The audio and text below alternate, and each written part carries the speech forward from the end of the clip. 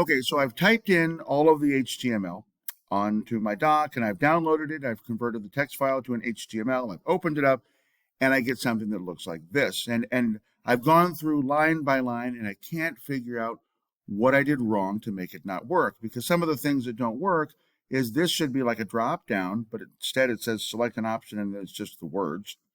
And then I know this row of divs, these should be 3 boxes that are in a row that should be like boxes. And I can't figure out why that doesn't work either. Otherwise, it looks okay. But what you need to do when you get to this point is, and you will get to this point, when you looked at the code and you cannot figure out what it is that went wrong. This is where it's okay to use AI to help you figure out what you've done wrong, only if you're going to also use AI to learn from your mistakes so you don't make them again. And this is an important thing. You might think, well, I can just have AI do all the coding for me. And that's not really true, because unless you know exactly what to ask it or what to tell it to do or how to word the instructions in a way that it will create the output that you want, it's not going to do anything for you at all. So AI is only an effective tool, really as an assistant or as a co-pilot, to help you with stuff that you pretty much already know, or maybe that you're learning, but as you're going along, you're learning more and more and more.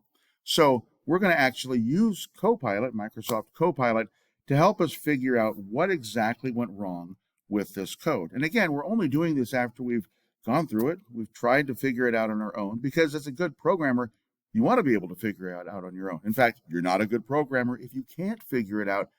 But because all these words look the same, there's so many anchor tags and everything all over the place, that at some point in time, you're going to not be able to figure out what that mistake is. And then we use AI, again, as a co-pilot to help us out. And we do so with the intent of learning what we did wrong so we can not make the mistake again. So let's go ahead and get our code, put it into Copilot, and see what happens. So here's my HTML on my document, my original. And all I need to do, and this is a trick you can use really with anything that you have text on or a field of, I'll just click anywhere in the document. It doesn't matter where. I'm going to click on my keypad, Control A, and that selects all of the selectable text on the document. And then I'm going to click Control C. So there I've highlighted all the text and I've copied it.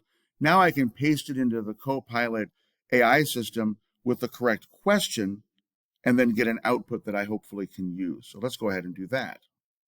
Now you should be able to use Copilot without signing in at least a few times. I'm sure if you did 1,000 different queries, it's going to start to ask you to sign in. But we're not going to use it that much. So here I am, and really any AI would do this. I find Copilot's really good with the coding because it has a good explanation, and it also has colors that are more likely what you would see if you were actually in a programming environment. So it says, message Copilot.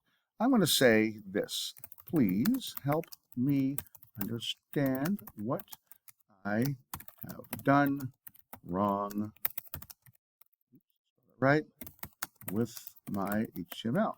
And so there's my query, like asking what it's going to do. Then I'm going to hold down the Shift key and click Enter 2 times just to give myself some space. So there's my question: please help me understand what I've done wrong with my HTML. Now I already copied my text of my code. That's already Control C. So now I just have to do Control V. And there it is. And I'm going to go ahead and just click this little arrow, and it's going to think about it. And it says I'm off to a great start. And then it immediately finds some problems. And so one problem was on my CSS, which we really haven't gotten into, but that's that part at the very top of the code. I didn't have a semicolon afterwards. That means that for width, it's not going to work. It has to have a semicolon. Everything in CSS has a semicolon at the end of whatever attribute you're trying to change. Then I had an incorrect closing tag, so I had an H2 that didn't have the /, so it fixed that right here. I misspelled the word select. I think I spelled it something. I spelled it select without the E. So it noticed that as well. So all of these things, my web page opened, but all of these things made it not look like I needed it to do. So the things that I'm learning here is make sure that I have my correct closing tags, make sure that I spell everything correctly. And if I have an error, look for that as a possibility. Did I spell everything correctly?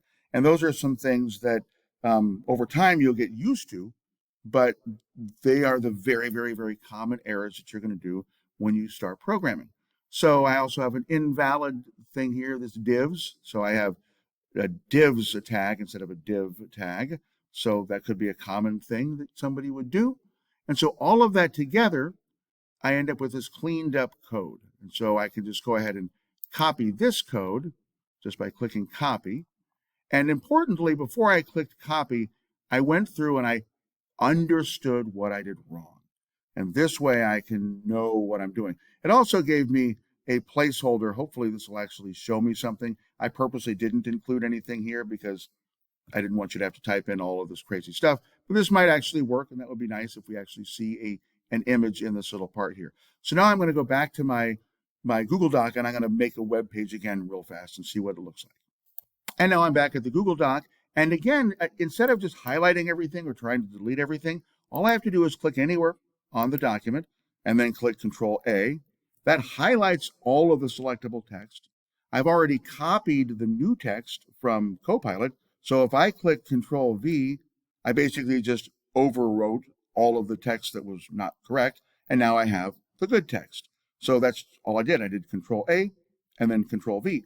And I did Control V because I already copied from Copilot the actual correct code.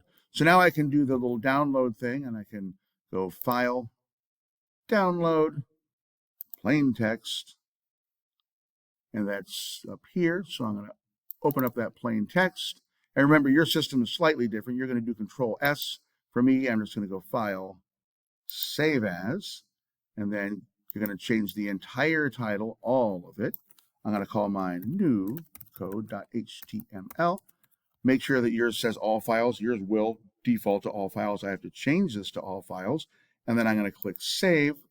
Now, and I can go into my actual browser and open everything up and see what it looks like. So for you, yours is going to actually show up on the bottom right of your screen. You can just click it. I have to go find mine. So I did, and it's called New Code.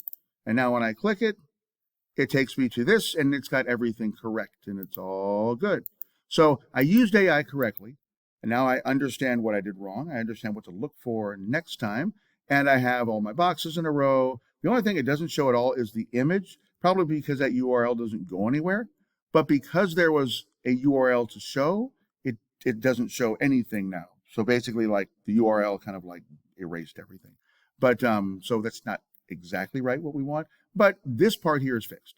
And I understand how I used AI correctly to make me a better coder.